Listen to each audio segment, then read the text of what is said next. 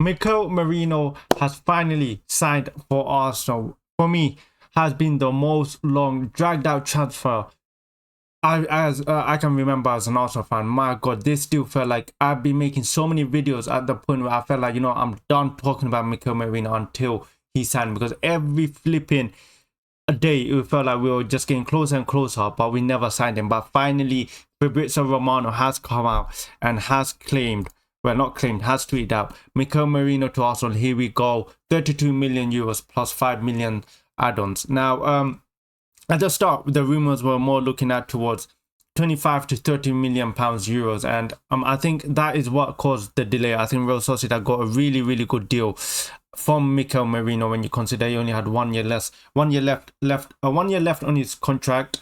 But clearly he wasn't going to sign the contract. And one thing about it was that apparently Mikel Merino only wanted Arsenal. There were, of course, reports that Barcelona wanted him and so did Atletico Madrid, but he only wanted Arsenal, and he said, here we go. I don't know how long this deal came out, like how long this deal was dragged out for. I remember I made the first video on Mikel Merino when we were first linked with him, and I remember just thinking to myself that the only way we were going to sign this guy is because his name was Mikel. And I remember in the video I really thought that there's no way this deal was going to happen, but it seemed that as time went on, the Arsenal and the rumors were getting stronger and stronger, and now we have signed him. The question is whether what's his first game of the season going to be. It's clearly not going to be the Aston Villa game. He hasn't trained, and I think for him to even play against Aston Villa, he has to be registered with the squad by, I think, a certain time. So it's obvious he's not going to play for the Aston Villa game. He's probably going to play the next game, which I think might be Tottenham away or Brighton. I think it's Brighton, so I think he probably will play against Brighton, but I think the Aston Villa game will be too soon for him. But thank God we signed him, because I think as time went on, I became more in favor of this signing. When you look at the team, we need a midfielder. It's clear we need a midfielder to partner with Declan Rice. I think Declan Rice plays the best when he is with a midfield partner. Who that midfielder was last season, we saw Jorginho, who got the best out. When Declan Rice played with Jorginho, you saw a different side of Declan Rice, same alongside Partey. But I felt this season Jorginho's gone a bit older, and of course Thomas Partey is not the same Thomas Partey that we remember him of.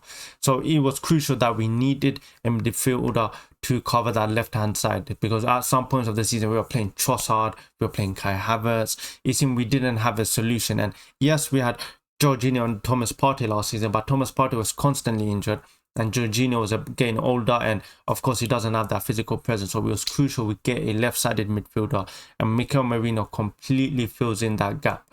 A left-sided midfielder who wants the ball, who's technical, tall, big, physical, and that just adds another person in our corner serve that we can add. So for me, it's a brilliant signing.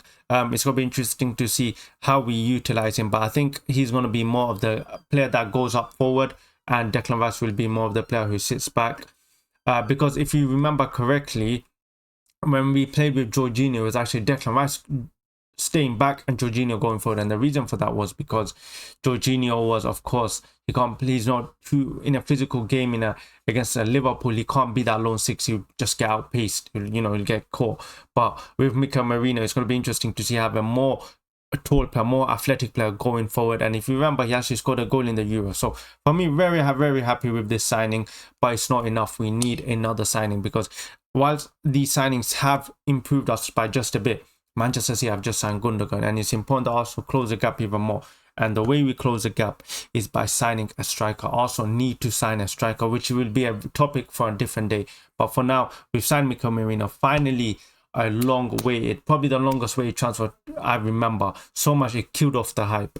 But yeah, it's very happy with it.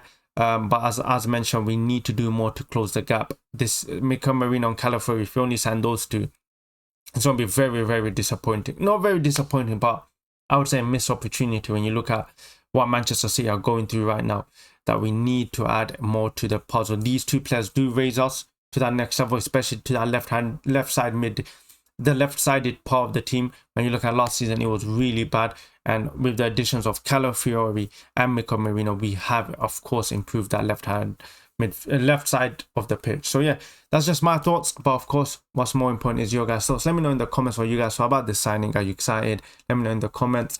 Remember to subscribe, remember to like the video if you guys are new, And yeah, last thing, I'm sure, big elephant in the room, new webcam. If you do enjoy it, make sure you let me know in the comments. It does look a bit more crisp than my crappy old camera before. But yeah, let me know in the comments. Remember to like, remember to subscribe. I'll catch you guys in the next video. Until next time.